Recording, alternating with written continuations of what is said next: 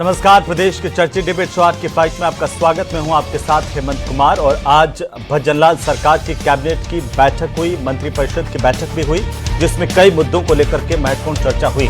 लेकिन प्रदेश को अब इस बात का इंतजार है कि आखिरकार इस कैबिनेट की बैठक में क्या कुछ महत्वपूर्ण फैसले किए गए।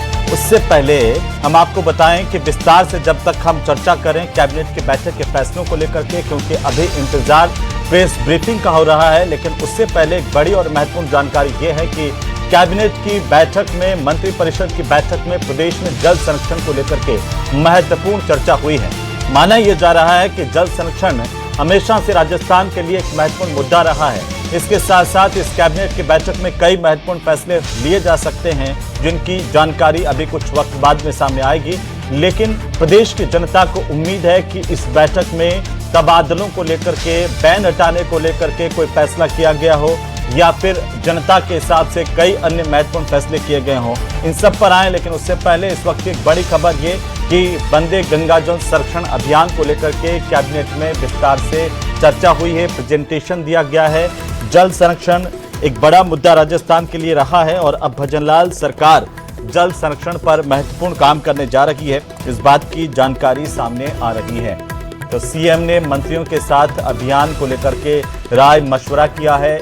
माना यह जा रहा है कि आने वाले दिनों में जल संरक्षण को लेकर के, पानी बचाने को लेकर के एक बड़ा अभियान सरकार चला सकती है, जिससे आम जनता में जागरूकता पैदा की जाए और साथ ही साथ पानी के जो प्राकृतिक स्रोत है उनको कैसे विकसित किया जाए, उनको कैसे बचा करके रखा जाए। क्योंकि बारिश के मौसम में जब पानी बरसता है तो नदियां, बावड़ियां, बांध सब लबालब हो जाते हैं, लेकिन जनवरी, फरवरी, मार्च आते आते फिर राजस्थान के तमाम हिस्सों में वही पेयजल का संकट खड़ा हो जाता है। इससे कैसे आखिर निपटें, ये एक महत्वपूर्ण विषय है राजस्थान को लेकर के। आज इस पर भी हम बात करेंगे। हमारे सहयोगी रोशन शर्मा हमारे साथ फोन लाइन पर हैं। रोशन, आज कैबिनेट की बैठक में और मंत्रिपरिषद की बैठक में कौन कौन से मुद्दे जिनको लेकर के विस्तार से बातचीत हुई है, चर्चा हुई है? जी बिल्कुल, देखिए प्रदेश में इस वक्त की सबसे बड़ी जो खबर है, कैबिनेट बैठक के बाद में वंदे गंगा जल संरक्षण अभियान को लेकर प्रेजेंटेशन जो है वो दिया गया। मुख्यमंत्री भजनलाल शर्मा ने तमाम मंत्रियों से वंदे गंगा जल संरक्षण अभियान को लेकर राय मशवरा किया। 25 मई से ये जो अभियान पूरे प्रदेश भर के अंदर शुरू किया जाएगा, जिस प्रेस ब्रीफिंग जो है वो भी शुरू हो गई। मंत्री राज्यवर्धन सिंह राठौड़, सुरेश रावत और ऊर्जा मंत्री हीरालाल नागर जो है वो आज कैबिनेट में हुए फैसलों को लेकर प्रेस ब्रीफिंग कर रहे हैं। बिल्कुल रोशन, चले बहुत शुक्रिया हमारे साथ जुड़ने के लिए। पहले सीधे ये जो तस्वीरें आ रही है राजधानी जयपुर से, जहां पर राज्यवर्धन सिंह राठौड़ और उनके साथ में हीरालाल नागर क्या कुछ जानकारी देते हैं, कैबिनेट के आज क्या महत्वपूर्ण फैसले लिए गए हैं, ये सबसे महत्वपूर्ण खबर, क्या कुछ जानकारी मिलती है, ये जरा देख लेते हैं। तो जयपुर से ये सीधी तस्वीरें हैं कैबिनेट के फैसलों को लेकर के, ये ब्रीफिंग, मीडिया ब्रीफिंग जिसका इंतजार था। अब ये सीधी तस्वीरें राजधानी जयपुर से, राज्यवर्धन सिंह राठौड़ जानकारी देंगे, उनके साथ में ऊर्जा मंत्री हीरालाल नागर की मौजूदगी भी है।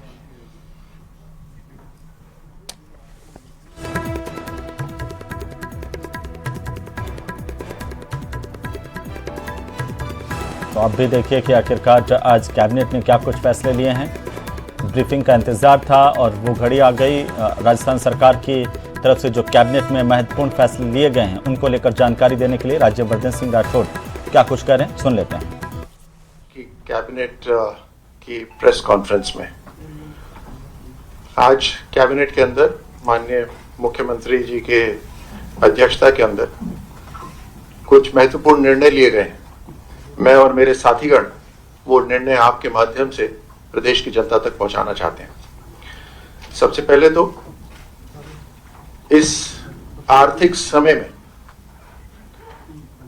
राजस्थान सरकार कुछ निर्णायक कदम उठा रही है, कुछ नीतियां ऐसी बना रही है जो मात्र नीति तक सीमित नहीं, बल्कि राजस्थान के अंदर अगले 25 वर्ष तक कम से कम राजस्थान की आर्थिक ताकत, युवाओं के लिए रोजगार और इंडस्ट्रियलाइजेशन का माध्यम बन रही है। राजस्थान का युवा हो, वो अंतर्राष्ट्रीय दुनिया के साथ मुकाबला करना चाहता है। राजस्थान की बेटी हो, वो एंटरप्रेन्योर बनना चाहती है, राजस्थान का किसान हो वो अपनी मूल्य वर्धन करना चाहता है अपने खेत के अंदर, और इसी से संबंधित कैबिनेट ने जो निर्णय लिया वो इन्हीं एस्पिरेशंस, आशाओं को पूरा करता है। प्रधानमंत्री मोदी जी ने विजन रखा है 2047 तक का, किस तरह से एक इकोनॉमिक ट्रांसफॉर्मेशन पूरे देश में आए। उसी दिशा में माननीय मुख्यमंत्री भजनलाल जी ने कैबिनेट के माध्यम से कुछ निर्णय लिए हैं, जिसमें सबसे पहला है राजस्थान की इंडस्ट्रियल डेवलपमेंट पॉलिसी 2026। ये पहली बार है राजस्थान के अंदर जहां इंडस्ट्री के अंदर शामिल करा गया है GCCs, global capacity centres, hotel, data centres, warehouses, IT services, recycling plants, logistics, इन सब को, चाहे रेवेन्यू हो, चाहे रिको हो, चाहे पूरा का पूरा अलग अलग विभाग हो, सबके अंदर मान्यता दे दी गई है कि ये अब इंडस्ट्री के अंदर आते हैं। हमें 30 लाख करोड़ की इकोनॉमी पहुंचना है और उसी दिशा के अंदर हर जिलेवार इस पॉलिसी को लागू करा जाएगा। हर डिस्ट्रिक्ट के अंदर उसकी एक अपनी आर्थिक आइडेंटिटी होगी, हर जिले की अपनी आर्थिक आइडेंटिटी होगी। जैसे नीमराना के अंदर एडवांस्ड मैन्युफैक्चरिंग होगी, भिवाड़ी के अंदर सेमीकंडक्टर्स और लॉजिस्टिक्स की ताकत होगी, जयपुर के अंदर जीसीसीज, ग्लोबल कैपेसिटी सेंटर, स्टार्टअप्स और डिजिटल इकोनॉमी होगी, भीलवाड़ा के अंदर टेक्सटाइल होगी, उसी तरह जोधपुर के अंदर हैंडीक्राफ्ट्स का इकोसिस्टम और बढ़ेगा, बाड़मेर के अंदर एनर्जी होगी, ऊर्जा होगी और हैंडीक्राफ्ट होगा, उसी के साथ जैसलमेर के अंदर इंडस्ट्रियल कनेक्टिविटी होगी। ऐसे अलग अलग जिलों के अंदर सबकी अपनी खूबी होगी, अपनी पहचान होगी। आज राजस्थान का युवा दुनिया के साथ मुकाबला करने को तैयार है और उसी से जुड़ता है टैलेंट इकोनॉमी। और टैलेंट इकोनॉमी का मतलब है कि हमने उसी को ध्यान में रखते हुए सेमीकंडक्टर इकोसिस्टम, आर्टिफिशियल इंटेलिजेंस और machine learning system, AVGC and XR, aerospace, इन जैसे भविष्य के जो सेक्टर्स हैं उनको भी अपनी इंडस्ट्रियल पॉलिसी के अंदर शामिल कराएं। आज महिलाएं केवल घर बार नहीं बल्कि महिला लेड डेवलपमेंट में भागीदार बनना चाहती हैं। उसी को ध्यान में रखते हुए चाहे जयपुर ज्वेलरी हो, बाड़मेर हैंडीक्राफ्ट हो, बगरू सांगरे टेक्सटाइल प्रिंटिंग हो, रूरल सेल्फ हेल्प ग्रुप हो, विमेन एंटरप्रेन्योर्स हो, डिजिटल कॉमर्स हो, क्लस्टर सपोर्ट हो, एक्सपोर्ट का इकोसिस्टम हो, इन सब को इस इंडस्ट्रियल पॉलिसी के अंदर शामिल करा गया है। आज इन्वेस्टर्स केवल भूमि नहीं चाहते बल्कि ऐसी गवर्नेंस चाहते हैं जिसके अंदर उनको अप्रूवल तुरंत मिले, जहां लॉजिस्टिक्स आसान हो, यानी आना जाना रास्ता सब आसान हो, पॉलिसी स्टेबल हो और उसके साथ कनेक्टिविटी स्ट्रांग हो। इसी को ध्यान में रखते हुए राजस्थान सरकार ने इस पॉलिसी के तहत सेल्फ सर्टिफिकेशन लागू करा है, डीम्ड अप्रूवल करे, समय सीमा तय कर दी है। अगर उस समय सीमा के अंदर क्लियरेंस नहीं मिलती तो क्लियर माना जाएगा, अपने आप डीम्ड अप्रूवल होगा। ऑटो रिन्यूअल्स, आपको वापस से अनुमति चाहिए, आपको लाइन में लगने की जरूरत नहीं है, इंतजार करने की जरूरत नहीं है, ऑटो रिन्यूअल होगा आपका। Single window clearance, plug and play industrial parks होंगे, प्राइवेट इंडस्ट्रियल पार्क्स होंगे, मुकाबला होगा। केवल रिको ही नहीं बल्कि जो प्राइवेट कंपनीज है वो भी अपना इंडस्ट्रियल पार्क तैयार करेंगी ताकि रिको के साथ मुकाबला हो सके, एक स्पर्धा का एक वातावरण बन सके। ऐसे रिफॉर्म्स लाए गए हैं ताकि लॉजिस्टिक्स जहां पर होगा वहां तेज बिजनेस होगा, जहां तेज बिजनेस होगा वहां पर तेज इन्वेस्टमेंट होगा और जहां पर तेज इन्वेस्टमेंट होगा वहां तेजी से जॉब रोजगार और बढ़ेंगे। इसको ध्यान में रखते हुए हमने नई इंडस्ट्रियल पॉलिसी 2026 लागू करी। उसी के साथ दूसरा जो निर्णय है उसके अंदर जेके सीमेंट, जो जैसलमेर के अंदर जिनको 2023 में पिछली सरकार के समय उनको भूमि मिली थी सीमेंट का प्लांट लगाने के लिए, वहां से सीमेंट को ले जाने के लिए एक रेलवे ट्रैक की जरूरत थी उनको। उसके लिए तकरीबन 71 हेक्टेयर भूमि हमने उनको दी है और इसकी एस्टिमेटेड जो वहां पर ये जो प्रोजेक्ट होगा उसके 212 करोड़ के करीब उसकी लागत है। ये जो 71 हेक्टेयर्स हमने जमीन जेके सीमेंट को दी है, ये हमने डीएलसी पे नहीं, डबल डीएलसी के ऊपर दी है। ये कैबिनेट का निर्णय था। उसी के साथ डालमिया सीमेंट, उनको भी वहां पर सीमेंट का प्लांट लगाना था। उस सीमेंट को प्लांट लगाने के लिए उन्हें जितनी जमीन की जरूरत थी, कैबिनेट ने उसको अप्रूव करा। तकरीबन 121 हेक्टेयर भूमि उन्हें चाहिए थी, उसको भी कैबिनेट ने डबल डीएलसी रेट पर अप्रूव करा है। ये दोनों उद्योग जब वहां शुरू होंगे, एक पूरा इकोसिस्टम तैयार होता है। कहीं पे ढाबे तैयार होते हैं तो उसी के साथ सप्लाई चेन, ट्रांसपोर्ट सिस्टम चलता है, उसी के साथ होटल्स आ जाते हैं, उसके साथ रिपेयर, मैकेनिक्स, उन सब का आ जाता है। साथ साथ ये सीमेंट जो है ये राजस्थान के क्षेत्रों के अंदर सबसे पहले उपलब्ध होगी, तो रोजगार भी बनता है, इंफ्रास्ट्रक्चर भी तैयार होता है।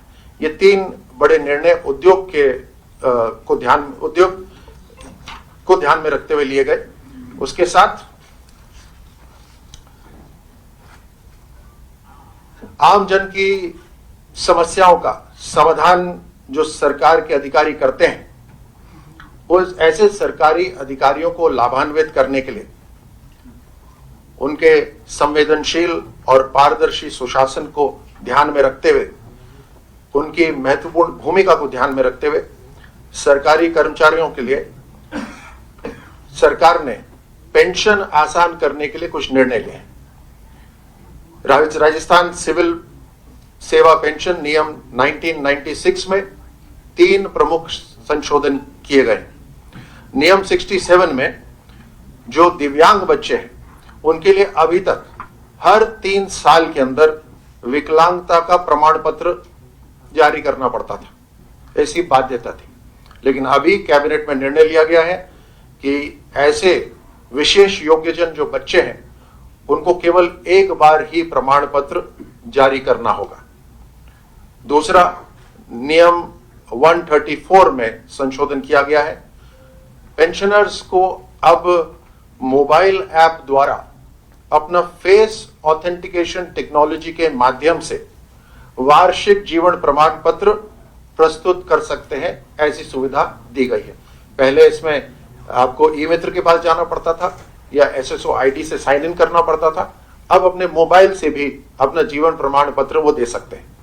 तीसरा, जो गेजेटेड ऑफिसर्स होते थे, वो गेजेटेड ऑफिसर्स के लिए ये पहले से लागू थी, लेकिन अब हमने नॉन गेजेटेड ऑफिसर्स के लिए भी ये लागू करी है कि वो एसएसओ आईडी पर साइन कर सकते हैं और जीवन प्रमाण पत्र दे सकते हैं। उदाहरण के तौर पे अगर मैं किसी नॉन गेजेटेड ऑफिसर को भी जानता हूं और वो मुझे जानता है, तो नॉन गेजेटेड ऑफिसर भी मेरा जीवन प्रमाण पत्र कर सकता है। पहले ये केवल गेजेटेड ऑफिसर कर सकते थे। इसमें हमने विश्वास करा है अपने सभी अधिकारियों को के ऊपर, चाहे वो नॉन गेजेटेड हो या गेजेटेड हो। उसी के साथ जो परिवार पेंशन होती थी उस पे 2 गेजेटेड ऑफिसर्स का साइन की जरूरत पड़ती थी पहले, अब हमने उसको बदलकर मात्र 1 गेजेटेड ऑफिसर का उसके ऊपर हस्ताक्षर हो सकता है, उससे वो सही माना जाएगा। अब मैं आज कैबिनेट ने हमारे यशस्वी प्रधानमंत्री मोदी जी को एग्रीकोला मेडल मिलने पर मंत्री परिषद द्वारा अभिनंदन प्रस्ताव करा गया। माननीय प्रधानमंत्री मोदी जी को संयुक्त राष्ट्र संघ के खाद्य एवं कृषि संगठन ने अपने सबसे बड़े सम्मान एग्रीकोला मेडल से सम्मानित किया गया है। आज मंत्रिमंडल ने प्रधानमंत्री मोदी जी के इस सम्मान से हमारे देश के किसानों को जो सम्मान मिला है, हमारे देश के पशुपालकों को जो सम्मान मिला है, उसको ध्यान में रखते हुए प्रधानमंत्री मोदी जी को बधाई दी है। और प्रधानमंत्री मोदी जी ने यह सम्मान किसानों और पशुपालकों को समर्पित किया है। इस सम्मान के लिए प्रधानमंत्री मोदी जी को हम सभी की तरफ से बहुत बहुत बधाई। धन्यवाद आदरणीय राठौर साहब। अब मैं जल संसाधन मंत्री आदरणीय सुरेश रावत जी से निवेदन करूंगा कि अपना विषय। आज की इस प्रेस वार्ता में मंच पर उपस्थित हमारे सरकार के बहुत ही वरिष्ठ मंत्री आदरणीय राज्यवर्धन जी राठौड़ साहब, ऊर्जा मंत्री हीरालाल जी और मेरे सामने विराजे हुए सभी पत्रकार मित्रों, हिरेन जी और आनंद जी, जैसा कि राज्यवर्धन जी राठौड़ साहब ने कैबिनेट की मीटिंग के बारे में ब्रीफ किया, तो इस आज कैबिनेट की मीटिंग में वंदे गंगा जल संरक्षण जन अभियान, जो इस बार पवित्र पुरुषोत्तम मास में गंगा दशहरा से प्रारंभ होगा, 25 मई से 5 जून तक चलेगा और माननीय मुख्यमंत्री जी आदरणीय भजनलाल शर्मा जी भरतपुर से गंगा मैया के मंदिर से इसकी शुरुआत करेंगे। उसी दिन हमारा पवित्र सरोवर, पवित्र बांध और जो जयपुर सहित कई जिलों की प्यास बुझा रहे हैं, ऐसे बिशलपुर से इस महाअभियान की शुरुआत करेंगे। और पिछली बार भी एक व्यापक स्तर पे इस अभियान की शुरुआत हुई थी।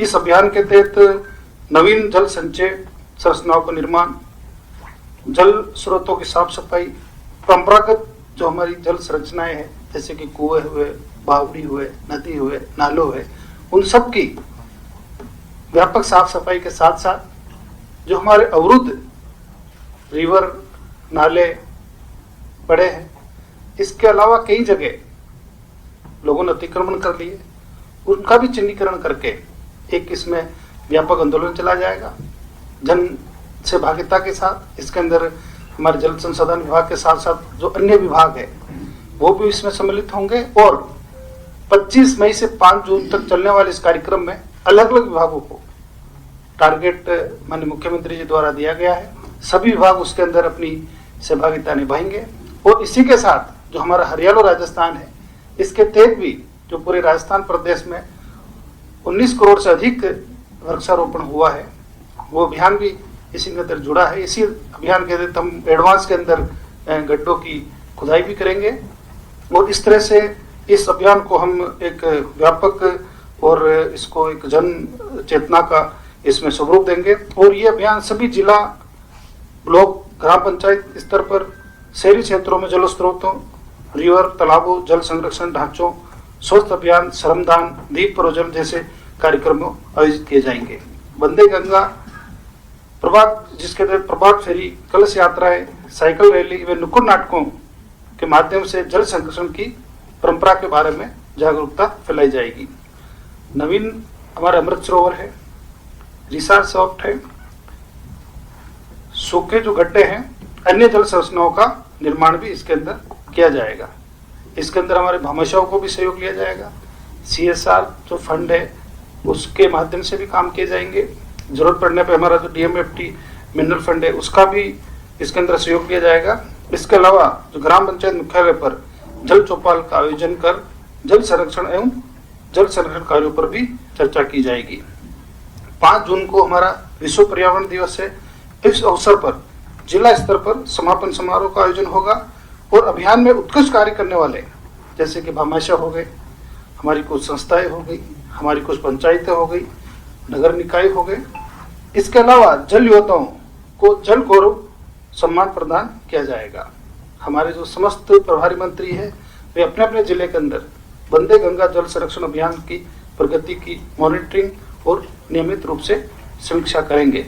इसके साथ ही आज की इस कैबिनेट की बैठक में हमारे जो कृषि सेवा के नियम है उसके अंदर भी संशोधन का हमने प्रस्ताव पारित किया, जिसके अंदर राजस्थान कृषि अधिनियम सेवा अधिनियम 1978 की अधिसूचित में कृषि अनुसंधान शीर्ष के अधीन वरिष्ठ वैज्ञानिक सहायक के नवीन पदनाम की विशिष्ट जोड़ी जाएगी। इस निर्णयों से संबंधित विभाग के अधिकारियों एवं कर्मचारियों को पदोन्नति के अतिरिक्त अवसर प्राप्त होंगे और विभागीय कार्यों में गुणवत्ता आएगी। धन्यवाद। धन्यवाद। मैं आदरणीय ऊर्जा मंत्री जी से निवेदन करूंगा अपनी बात।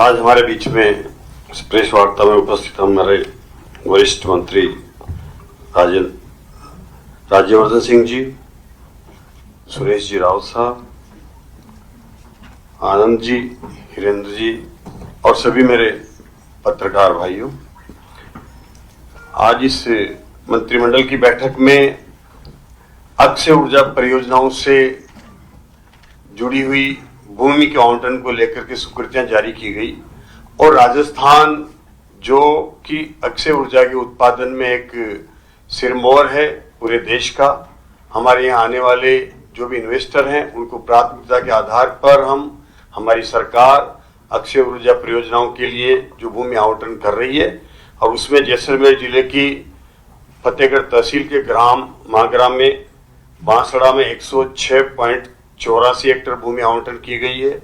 इसी तरह से जैसलमेर तहसील के ग्राम घोटारू में 1198.53 हेक्टेयर भूमि आवंटन की गई है। बाड़मेर जिले की शिव तहसील के ग्राम मुंगेरिया में 39.7 हेक्टेयर, बीकानेर जिले के पूगल तहसील के ग्राम कर्णीसर भाटियान में 63.5 हेक्टेयर और ग्राम बरजू के में 80.24 हेक्टेयर भूमि अक्षय ऊर्जा परियोजनाओं के लिए सशर्त कीमतन आवंटन की गई है और ये मंत्रिमंडल ने इसकी स्वीकृति प्रदान की गई है।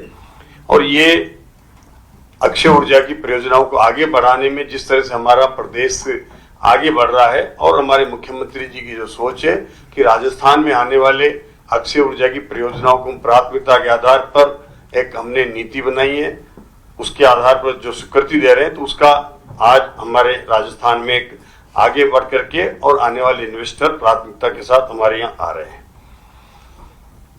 आज हमारा जो प्रधानमंत्री जी का और हमारे मुख्यमंत्री जी का जो विकसित भारत बनाने का जो हमारा संकल्प है उसको पूरा करने के लिए मुख्यमंत्री जी ने विकसित ग्राम शहरी वार्ड एक अभियान प्रारंभ किया और उसको कैबिनेट में के पश्चात आयोजित हमारी मंत्रिमंडल की मंत्रिपरिषद की बैठक में जो ग्राम विकास और शहरी वार्ड विकास की प्रगति की समीक्षा की गई और हमारे मुख्यमंत्री जी ने जो 26-27 में ग्राम पंचायत स्तर से लेकर के जिला स्तर तक जो विकास का मास्टर प्लान तैयार करने की घोषणा की थी, उसी घोषणा की अनुपालना में मुख्यमंत्री विकसित ग्राम शहरी वार्ड अभियान का संचालन 19 मार्च 2026 को राजस्थान दिवस से और 15 मई 2026 तक किया गया। इस अभियान के माध्यम से ग्रामीण क्षेत्र की हमारी जो 457 पंचायत समितियां हैं, 14,403 हमारे ग्राम पंचायतें हैं और शहरी क्षेत्र की हमारी 309 नगरीय निकायों के 10,245 वार्डों को कवर किया गया।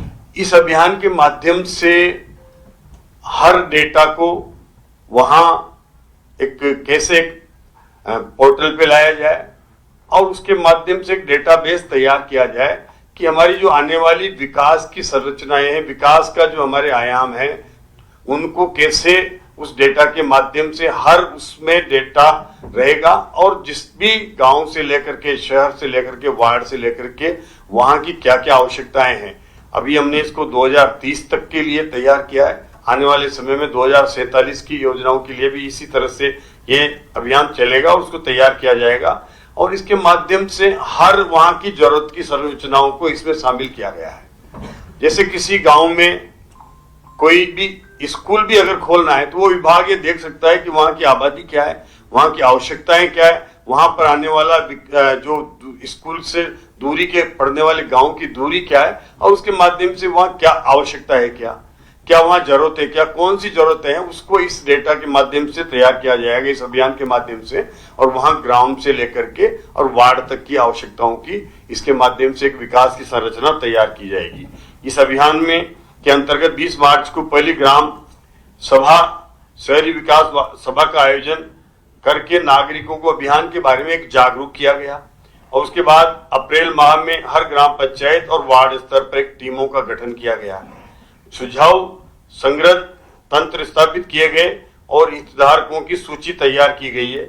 समूहों में चर्चा के माध्यम से आम नागरिकों, महिलाओं, युवाओं, किसानों, कारीगरों, दिव्यांगों और उनकी जरूरतें जो है, उनकी आकांक्षाएं क्या है, उन सबको सुना गया है और उनके सुझावों के आधार पर एक बेसलाइन डेटा के आधार पर एक ड्राफ्ट प्लान की तैयारी की गई है। आज इसमें मंत्रिपरिषद की बैठक में यह निर्णय लिया गया कि मास्टर प्लान के अनुमोदन के लिए आगामी 26 मई को प्रदेश भर की समस्त ग्राम पंचायतों में एक ग्राम सभा का आयोजन किया जाएगा, उसमें इसका अनुमोदन होगा। इसी तरह से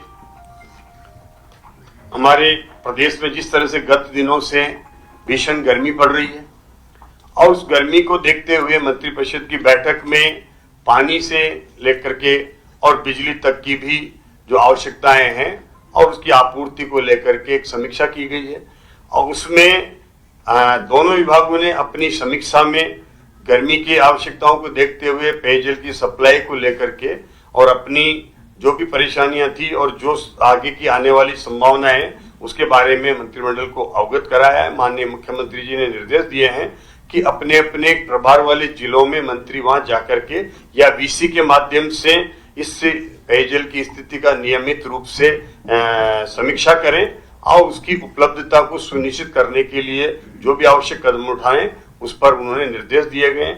और इसी तरह से जैसे बिजली की आवश्यकता है, अब बिजली का मैं आपको बताना चाहूंगा कि पहली बार हमारी जो बिजली है वो इस भीषण गर्मी में भी हमें जितनी आवश्यकता है उसका सबसे बड़ा पीक डिमांड हमारी 25 फरवरी 25 में आई थी 19,665 मेगावाट और जनवरी 26 में आई 20,600 मेगावाट। उसको हमने बिना किसी कटौती के पूरा किया है।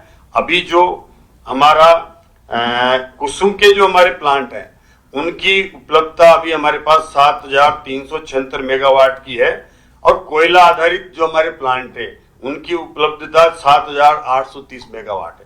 मतलब लगभग हमारी कुसुम ए और सी के जो रूफटॉप मिला करके और जो उपलब्धता है वो कोयले के आधार पर हमारे जो प्लांट हैं, संयंत्र हैं, उनके बराबर उपलब्धता आ गई है। तो ये एक बहुत बड़ी एक हमारी उपलब्धि है इस कार्यकाल की कि इतनी बड़ी हमारी रूफटॉप, चाहे वो कुसुम ए हो, कुसुम सी हो, वो कोयले आधारित हमारी जो बिजली है उसके बराबर हम उपलब्ध करा रहे हैं।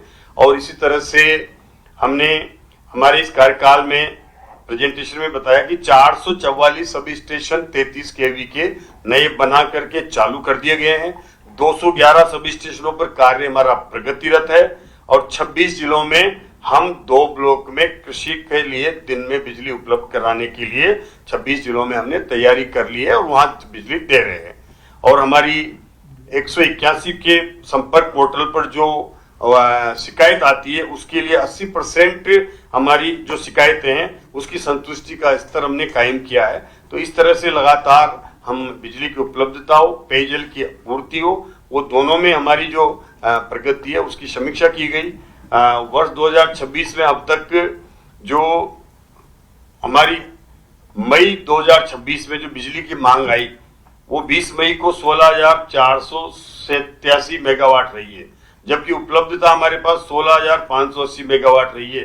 अर्थात हमने जो पीक डिमांड आया अभी इस मई में उससे भी ज्यादा हमारे पास बिजली की उपलब्धता रही है। और ये पिछले वर्षों की तुलना में एक उल्लेखनीय सुधार बिजली के क्षेत्र में हुआ है। और ये हमारी मुख्यमंत्री जी के नेतृत्व में जो दूरदर्शी निर्णय लिए गए उसके आधार पर ये पहल हम कर पाए हैं। और आने वाली गर्मी में जिस तरह से पेयजल के लिए भी एक राज्यव्यापी अभियान चला करके हैंडपंपों को, नलकूपों को दुरुस्त किया गया और उनको ठीक किया गया, वो अभियान चलाया और उसके माध्यम से एक पेयजल की उपलब्धता सुनिश्चित भी की गई। तो राज्य सरकार निरंतर ये प्रयास कर रही है कि पेयजल और बिजली की उपलब्धता सुनिश्चित हो और हमारा ये अभियान जिस तरह से इस बार उपलब्धता रही है बिजली और पानी की, निश्चित रूप से वो एक बहुत ही ऐतिहासिक रहा है कि बिना किसी कटौती के हम लगातार इस भीषण गर्मी में बिजली दे पा रहे हैं। बहुत बहुत धन्यवाद आदरणीय मंत्री जी। अब कैबिनेट के विषयों से संबंधित कोई आपके प्रश्न हैं? क्वेश्चन है, अभी जो 5 जून से अभियान चलाया जाएगा एनक्रोचमेंट हटाने का पानी के साथ करने के लिए, ये रामगढ़ बांध के जो एनक्रोचमेंट हो रखे हैं वर्षों से, बड़े बड़े नेताओं के जो फार्म हाउस हैं, बिल्डिंग है, सड़क के में जो है होटल बना रखे हैं, इसमें इसको भी शामिल किया जाएगा? देखिए, निश्चित रूप से जहाँ जहाँ अतिक्रमण का पता लगेगा उन सबको हटाया जाएगा। और कोई वर्क फ्रॉम होम को लेकर के कोई चर्चा हुई या कोई मंशा है सरकार की कुछ ईंधन बचत के लिए?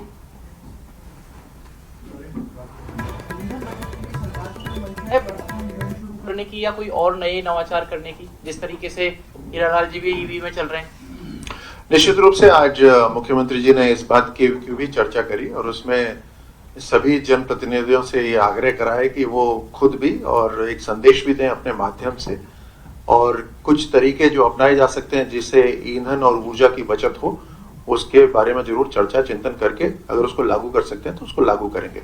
पब्लिक ट्रांसपोर्ट सिस्टम के ऊपर भी चर्चा हुई है, किस तरह से उसको तुरंत सुधारा जा सकता है। ईवी को लेकर सरकार कुछ ईवी को लेकर कर रही है, चार्जिंग स्टेशन वगैरह कुछ ऐसा कुछ सरकार गवर्नमेंट की? राजस्थान सरकार वैसे भी चार्जिंग स्टेशन हम लगा रहे हैं। राजस्थान चार्जिंग स्टेशन के, सॉरी आप बोलना चाहिए। चार्जिंग स्टेशन हमें केंद्र सरकार के सहयोग से लगभग 262 चार्जिंग स्टेशन राजस्थान में मिले हैं और उनमें 591 चार्जिंग स्टेशन लगेंगे 262 स्थानों पर। तो उसके लिए हम टेंडर तैयार कर रहे हैं, उसको आगे हम निकालने वाले हैं और उसके माध्यम से ईवी को प्राथमिकता देने के लिए केंद्र सरकार की जो योजना है उसमें राजस्थान को एक बड़ी मात्रा में चार्जिंग स्टेशन जो केंद्र सरकार के सहयोग से लगेंगे और उसका आने वाले समय में हम टेंडर निकालेंगे तो उसका उपयोग हो पाएगा।